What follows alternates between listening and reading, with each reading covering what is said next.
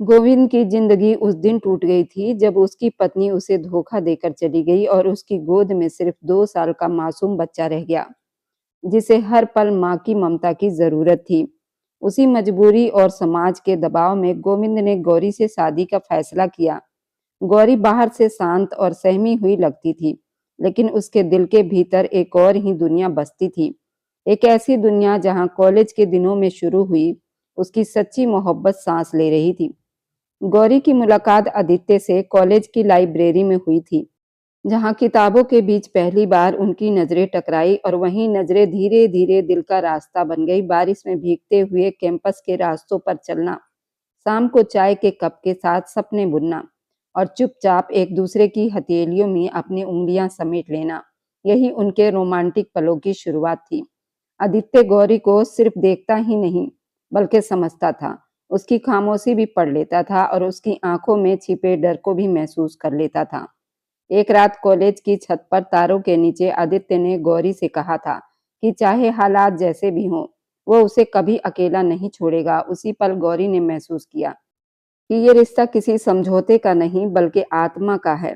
लेकिन जिंदगी ने उनके रास्ते आसान नहीं रखे। परिवार की जिम्मेदारियां और समाज का डर गौरी को गोविंद की ओर खींच लिया, जहां उससे एक मां बनने की उम्मीद की जा रही थी, न कि एक प्रेमिका बनने की। शादी के दिन जैसे जैसे समय पास आ रहा था, गौरी का दिल बोझिल होता जा रहा था। उसके भीतर एक सवाल लगातार गूंज रहा था, क्या वह पूरी जिंदगी किसी दर्द की भरपाई बनकर जी पाएगी? क्या वो उस बच्चे को माँ का प्यार दे पाएगी, जबकि उसका दिल किसी और के नाम से धड़कता है? उसी अधेड़ बुन में गौरी ने आखिरी बार आदित्य से मुलाकात की। आंखों में आंसू थे और दिल में डर, लेकिन आदित्य का हाथ थामते ही उसे हिम्मत मिल गई और वह उसी पल गोविंद को छोड़कर चली गई। ये फैसला आसान नहीं था, लेकिन सच्चा था। नई जिंदगी में गौरी और आदित्य को बहुत संघर्ष करना पड़ा। छोटा सा कमरा, सीमित पैसे और समाज की नजरों के बीच उनका प्यार जो रोज इम्तिहान ले रहा था। उसी बीच गौरी माँ बनने वाली थी और ये खबर उनके लिए खुशी भी थी और चुनौती भी। कई रातें भूखे पेट गुजरी, कई बार अपमान सहना पड़ा, लेकिन आदित्य हर मुश्किल में गौरी के साथ खड़ा रहा। वो कहता था कि उनका बच्चा उनके प्यार की सबसे बड़ी जीत होगी। यही वो राज था जिसकी वजह से गौरी ने गोविंद को छोड़ा। गोविंद बुरा इंसान नहीं था, लेकिन वह गौरी से प्रेम नहीं बल्कि एक जिम्मेदारी चाहता था। जबकि गौरी किसी की जरूरत नहीं बल्कि किसी की मोहब्बत बनना चाहती थी। उसने मुश्किल रास्ता चुना, लेकिन वह रास्ता झूठ से नहीं बल्कि सच्चे प्यार से बना था। और उसी सच्चे प्यार ने उसे हर परिस्थिति से लड़ने की ताकत दी। बारात दरवाजे पर खड़ी थी, उसी पल गौरी आदित्य के साथ भाग चुकी थी। घर में ऐसा सन्नाटा, शोक छा गया, मानो किसी ने एक साथ कई चिराग बुझा दिए हों। अभी 3 महीने पहले ही तो गौरी के भाई पवन की मृत्यु हुई थी और आज उसी घर की बेटी भी उस आंगन को छोड़कर चली गई थी। माँ के दिल पर यह दोहरा घात था। एक ओर बेटे की चिता की राख ठंडी भी नहीं हुई थी, दूसरी ओर बेटी की विदाई बदनामी के साथ हो गई थी। बिरादरी और इज्जत का बोझ माँ की सांसों पर भारी पड़ने लगा तो उसने अपनी विधवा बहू चंदा की शादी गोविंद से कराने का कठोर निर्णय ले लिया। गोविंद भी इस विवाह के लिए असामान्य रूप से जोर देने लगा। उसके मन में अचानक क्या आया, ये उसकी माँ भी नहीं समझ पाई। पर यह उतावलापन किसी गहरे राज से जुड़ा था, जिसे वह किसी को बताना भी नहीं चाहता था। मजबूरी में चंदा को ये रिश्ता स्वीकार करना पड़ा। अपने मृत पति पवन की इज्जत और सास के मान के लिए उसने वह कड़वा घूंट भी पी लिया और मंडप में आकर बैठ गई। उसके लिए वो मंडप विवाह का नहीं बल्कि चिता का रूप ले चुका था, क्योंकि उसका हृदय अब भी पवन की स्मृतियों में बंधा हुआ था और हर मंत्र उसके भीतर एक नया घाव खोल रहा था। उधर गौरी और आदित्य भाग तो गए थे, लेकिन उनके पास ठहरने को छत नहीं थी। आदित्य के माता पिता ने इस विवाह को अपमान मानकर उसे घर से निकाल दिया था और आधी रात तक दोनों बिना पैसे बिना सहारे सड़कों पर भटकते रहे। कोर्ट में शादी हो चुकी थी, पर जीवन की असली परीक्षा अब शुरू हुई थी। गौरी के पास बचे थोड़े से पैसे खत्म हो चुके थे और आदित्य का हाथ खाली थे, अतः सड़क किनारे गरीबों की झोपड़ी में उन्होंने रात गुजारी। और सुबह होते ही गौरी ने अपने जेवर बेचकर सबसे पहले एक छोटा सा किराए का मकान लिया। उसी दिन खाने पीने का इंतजाम भी हुआ। तीसरे दिन सामने की फैक्ट्री में आदित्य को काम मिल गया। गौरी भी उसके साथ कंधे से कंधा मिलाकर मेहनत करने लगी। दोनों पूरे दिन दाल पैकिंग करते, थकान से टूटे शरीर लेकर घर लौटते और बिना किसी शिकायत के एक दूसरे के पास सुकून खोज लेते। आज उनको सोते-सोते काफ़ी देर हो गई थी। रात के 4 बजे गौरी की आँख खुली और उसे याद आया, अरे! हमने तो अभी तक सुहाग रात भी नहीं मनाई। वह तुरंत आदित्य के होठों से चिपके उसे किस करती। आदित्य के जैसे ही आँख खुली, वह उसके होठों पर बुरी तरह से चिपका था और धीरे-धीरे गर्दन से होता हुआ उसके ब्यूटी बोन तक पहुँचा था। गौरी अब सिसकियाँ ले रही थी और कुछ ही देर में गौरी की मंदी-मंदी चीखों की आवाज़ आने लगी थी। आदित्य भी उसे बड़ी प्यार से समेट रहा था। वह बहुत सुकून महसूस कर रहे थे उस प्यार में। हाँ, इस प्यार के लिए उन्होंने अपनों को छोड़ दिया था। गौरी तो अपनी माँ को पूरा गम में डुबोकर घर से भाग आई थी। लेकिन ये ना करते तो उनकी ज़िंदगी में कभी प्यार नसीब ना होता, क्योंकि आदित्य और गौरी एक-दूसरे से बहुत मोहब्बत करते थे। वह शायद अपने लिए किसी और का चुनाव नहीं कर सकते थे और उन दोनों ने सबको रोता-बिलखता छोड़ अपने सच्चे प्रेम के लिए इस संघर्ष पर उतर आए थे और रोज़ ही उन्हें ये संघर्ष करना पड़ता था। लेकिन वे दोनों तसल्ली में थे। उन लोगों ने अपनी पिछली दुनिया को बिल्कुल भुला दिया था। उधर मंडप में बैठी चंदा अपने भीतर अकेले ही टूट रही थी। उसके चेहरे पर शांति थी, पर आंखों से मोतियों की तरह आंसू बह रहे थे। वह अपने भाग्य से नहीं बल्कि अपने दिल से लड़ रही थी। ये पीड़ा वही जानती थी जो बिना प्रेम के विवाह की आग में जल रही थी। ये कैसी शादी थी? अभी वह अपने गम से ही नहीं निकल पाई थी और आज जो कुछ उसके साथ हो गया था, वह उसी सदमे में पड़ी-पड़ी अपने ससुराल पहुँच गई थी। और जब यहाँ आई तो उससे भी ज़्यादा बुरा हाल था। गोविंदा का 3 साल का बेटा दौड़ता हुआ अपनी माँ समझकर उसके गोद में बैठ गया था। माँ, तुम कहाँ चली गई थी? वह अपनी तोतली जुबान से न जाने क्या-क्या बता रहा था। उधर गोविंदा भी खड़ा-खड़ा उसे निहारे जा रहा था। वह समझ ही नहीं पा रही थी कि उसके साथ ये सब क्या हो रहा है। चंदा की पहली शादी उसके पसंद से हुई थी। वह अपने पति पवन को बहुत चाहती थी। पवन उनके पड़ोस में ही ट्यूशन पढ़ने आता था, जहाँ पर चंदा भी ट्यूशन पढ़ने आया करती थी और वहीं से उनकी मोहब्बत परवान चढ़ी थी और ये बात कहीं भी नहीं रुकी थी। पवन ने अपनी माँ को अपनी पसंद बता दी थी। उसकी माँ ने भी चंदा को पसंद कर लिया था और चटमंगनी पट ब्याह हो गई थी और ये दोनों बहुत ही खुश थे। और आज चंदा की सुहाग रात थी। ये दोनों बहुत एक्साइटेड थे, क्योंकि वह कई बार एक-दूसरे से मिल भी चुके थे, एक-दूसरे के नज़दीक आए थे, लेकिन कुछ हद तक नज़दीकियाँ थी। वह सिर्फ़ एक-दूसरे को किस कर चुके थे, लेकिन आज तो उनकी खूबसूरत रात थी, जिसमें उनके सामने कोई पर्दा नहीं रहना था। अपनी पत्नी की तारीफ़ करते उसे काबू कर चुका था। वह भी पवन को बेहद पसंद करती थी। उन दोनों ने सातों जन्म निभाने की कसम खाई थी। अब उनका पहला जन्म शुरू हो चुका था। अब दोनों एक-दूसरे की तारीफ़ करते नहीं थक रहे थे। एक-दूसरे के बेहद करीब थे, एक-दूसरे की साँसें एक-दूसरे के अंदर जा रही थी। पवन चंदा की ज्वेलरी उतारते उसके कपड़ों पर आया था, जो कि चंदा ने खुद ही उसकी मदद कर दी थी। वह अपने लहंगे की डोरी को खुद ही खोल चुकी थी। बस पवन उसे धीरे-धीरे सरकाते हुए उसे भी उतार चुका था। उसके बाद उसके ब्लाउज़ के ज़िप को खोलते उसकी धड़कनों में समा गया था। चंदा बेहद तेज़ सिसकियाँ ले रही थी और आहें भर रही थी। चंदा को बिस्तर पर सुलाते हुए उसे पूरा चूमते बेकाबू कर चुका था। चंदा बड़ी तेज़ अपने जिस्म वाइब्रेट महसूस कर रही थी और आहें और सिसकियों से पूरा कमरा गूंजा था। पवन चंदा के पीछे हाथ ले जाते हुए उसे तकिए पर सुलाते उसके ब्यूटी बॉन को चूमते हुए उसे पागल कर रहा था। उसके बेली बटन तक आया था और फिर उसे अपने नीचे एडजस्ट करते हुए उसकी चीखों को तेज किया था। वो बेकाबू उछल पड़ी थी। अब उसे सहज-सहज प्यार करता हुआ उसे और भी दीवाना कर चुका था। वह रात उनकी बेहद खूबसूरत गुज़री थी। उसके बाद हर रात उनकी सुहाग रात से कम नहीं होती थी। वह एक-दूसरे को बहुत पसंद करते थे, लेकिन शायद भगवान को ये मोहब्बत पसंद ना आई थी। चंदा को ऐसा घाव लगा जिससे उसकी आत्मा भी हिलकर रह गई थी। शादी के 3 महीने के बाद उसकी दुनिया ही बर्बाद हो गई थी। उसके नंद की शादी की तैयारी चल रही थी और उस दिन पवन को ड्यूटी से आते देर हो गई थी। लेकिन एक फ़ोन कॉल ने सबको हिलाकर रख दिया था। पवन का एक्सीडेंट हुआ था, मौके पर ही उसकी मौत हो गई थी। ये सदमा बहुत बड़ा था। उसकी नंद की शादी की तारीख भी रखी जा चुकी थी, लेकिन उसे नहीं पता था कि अगली दुल्हन उसी को ही बनाया जाएगा। शादी की डेट को तो बढ़ा दिया गया था, लेकिन उसके पति के मरने के 3 महीने के बाद भगवान ने ऐसा जाल बिछाया कि अपनी नंद की जगह उसे दुल्हन बनना पड़ा था और आज वह अपनी नंदोई के सेज पर आ बैठी थी, जहाँ पर एक बच्चा उसके सीने में चिपका उसे माँ-माँ बुला रहा था। प्लीज़ मम्मी प्लीज़, मुझे ये शादी नहीं करनी। वो रोती हुई अपनी सास को मना कर रही थी। अभी वो 3 महीने पहले ही तो विधवा हुई थी। अब उसकी सास उसे शादी करने को कह रही थी क्योंकि उसकी नंद घर से भाग गई थी। शादी की तैयारी करें आंटी जी। गोविंद की आवाज़ पर चंदा की धड़कनें बिल्कुल रुक सी गई थी। खुद को तैयार कर लो, मैं ना सुनने का आदी नहीं हूँ। गोविंद चंदा के पास झुककर बोला तो चंदा ने ना में सिर हिला दिया। जब गोविंद की सुर्ख पड़ती आंखों को देखकर वह अपनी आंखें जोर से बंद कर गई। यूं गोविंद की इज्जत बचाने के लिए चंदा की शादी उस गोविंद से कर दी गई थी जो उसकी नंद का होने वाला पति था। ये कहानी उस दिन शुरू हुई थी जब चंदा की नंद की बारात आने वाली थी और उसे पूरे घर में ढूंढा जा रहा था। चंदा बेटा, नीचे बारात आ चुकी है। गौरी बेटा, मुझे कहीं दिखाई नहीं दे रही। परेशानी से उसकी सास कमरे में दाखिल हुई। उससे पूछ रही थी। वो हैरान बौखलाई हुई नजरों से अपनी सास को देखते रह गई थी। आंटी, मुझे पता नहीं, मुझे तो वह कहकर गई थी कि मैं पार्लर से बहुत जल्दी वापस आ जाऊंगी, मगर वह अभी तक वापस नहीं आई। परेशान सूरत लिए रोती हुई चंदा के पांव के नीचे से जमीन खिसक गई थी।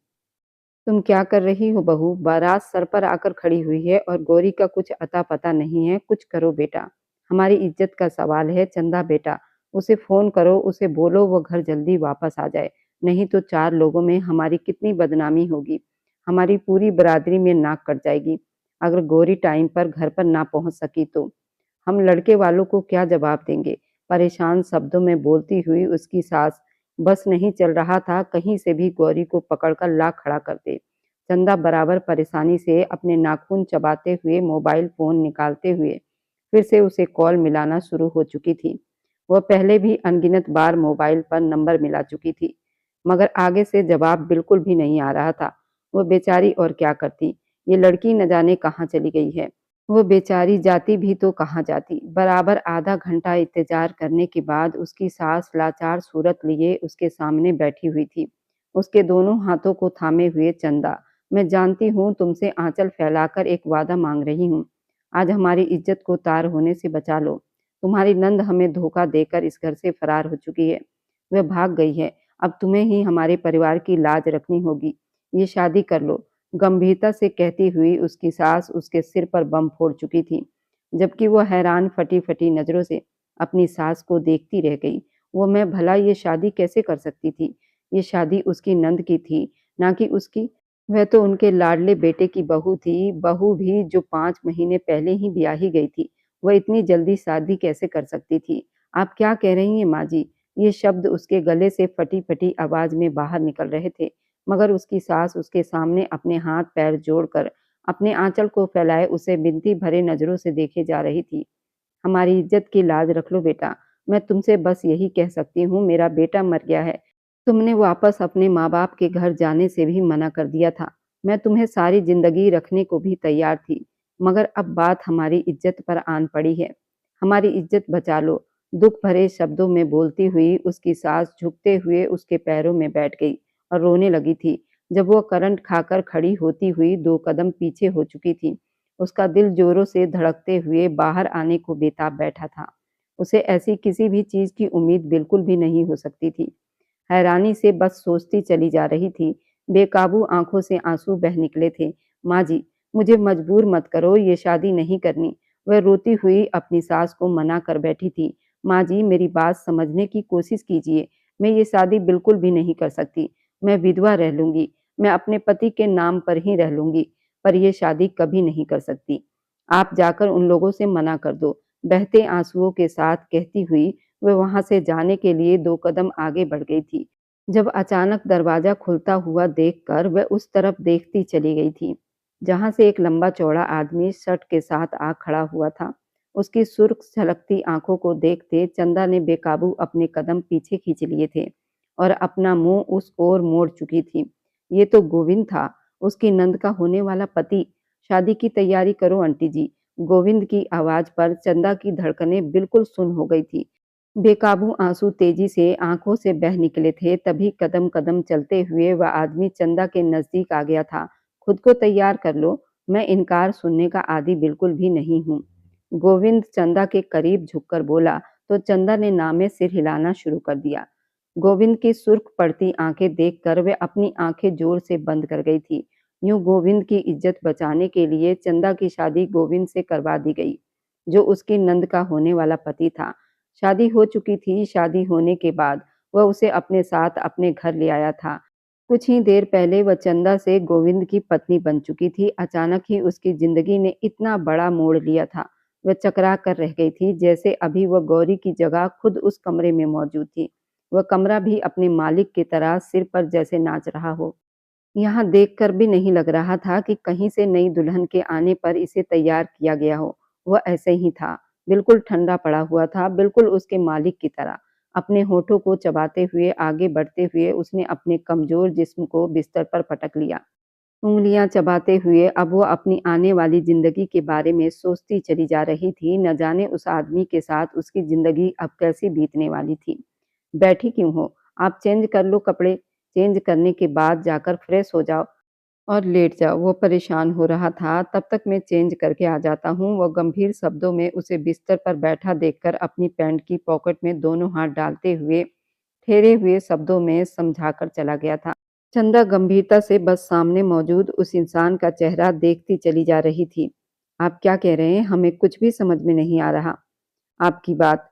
अपने होठों को काटते हुए बिना समझे अंदाज में वो पूछती चली जा रही थी। उसकी बात पर गोविंद के माथे पर बल पड़ गए थे।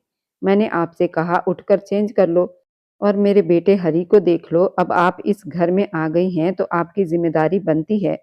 ये मत भूलिए कि गौरी से शादी करने की शर्त भी मैंने यही रखी थी। वह यहाँ मेरे बेटे की माँ बनकर आएगी। अब जब आपकी शादी मुझसे हो गई है, तो आपको मेरे बेटे की माँ होने का फर्ज भी तो निभाना पड़ेगा और मैं इसमें कोई भी गलती बर्दाश्त नहीं कर सकता। गंभीर शब्दों में आंखों में देखकर कहता हुआ वह ड्रेसिंग रूम की तरफ बढ़ गया था। चंदा तो अपने होंठ काटते हुए रह गई थी। वह तो भूल ही चुकी थी कि शायद यही वजह थी कि गौरी यहाँ से भाग चुकी थी, क्योंकि उसे एक बच्चे के बाप से शादी बिल्कुल भी नहीं करनी थी। खैर उसके लिए यही अच्छा था कि गोविंद उससे हमेशा दूर ही रहता था और सिर्फ अपने बेटे हरि की जिम्मेदारी उसके सर पर डाली थी। वह उस जिम्मेदारी को बखूबी निभा रही थी। सोते-जागते बाथरूम में बंद होकर ड्रेसिंग टेबल के उस पार गोविंद उसके होठों को सूखते देख गहरी सांस भर लेता था। वह आखिर अपने अंदर मचलते हुए दिल को कैसे समझाता। सब कुछ अजीब-सा हो गया था और न जाने जिंदगी कब वापस अपने रास्ते पर आती। प्यारा सा बच्चा हरी अब करीब 4 साल का हो गया था, बिल्कुल अपने पिता जैसा दिखता था। वह बच्चा दूसरा गोविंद था। उसे अपने कमरे में दाखिल होते देखकर चमकती हुई आंखों के साथ खड़ा हो चुका था। फिर वो हुआ था जो चंदा ने अपने सपने में भी नहीं सोचा था।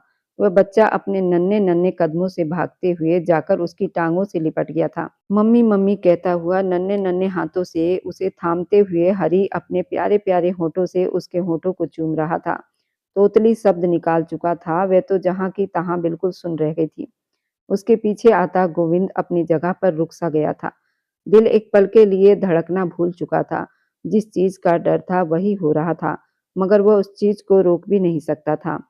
तभी चंदा झुकते ही उस प्यारे से बच्चे को उठाकर अपने बाजुओं में भर लिया करती थी। उसके नन्हे-नन्हे गालों को चूमते हुए उसे अपने अंदर भींच लिया करती थी, मानो जैसे बाहर आ गई हो।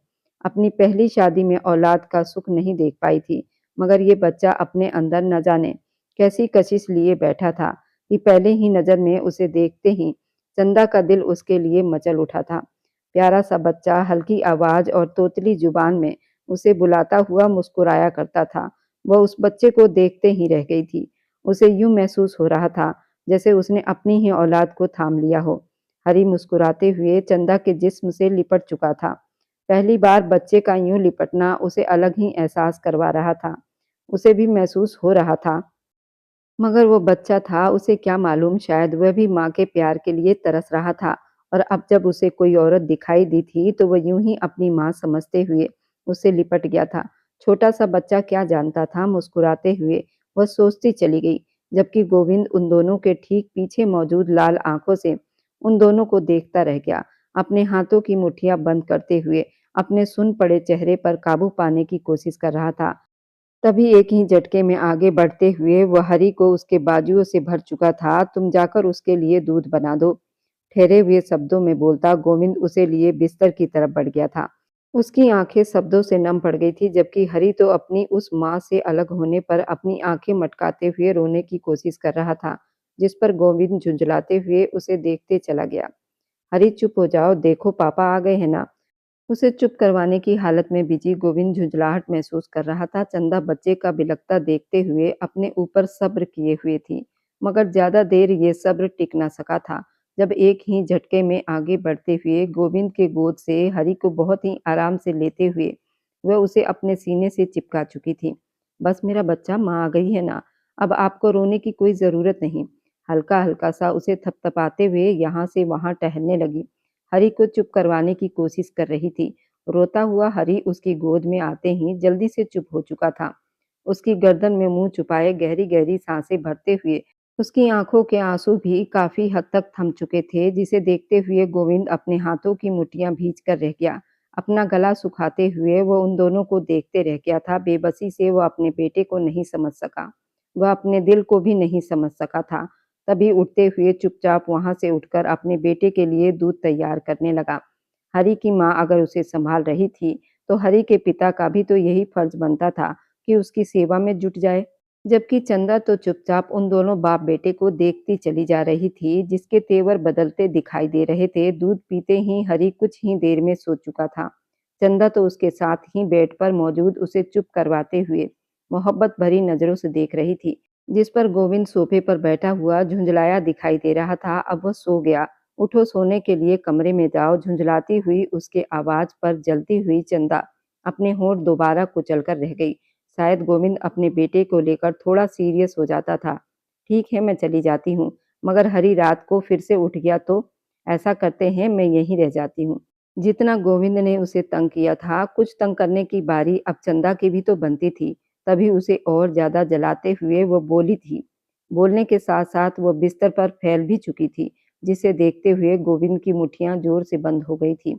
बिल्कुल भी नहीं, तुम उठो यहाँ से, जल्दी जाकर अपने कमरे में सो जाओ, नहीं तो अच्छा नहीं होगा।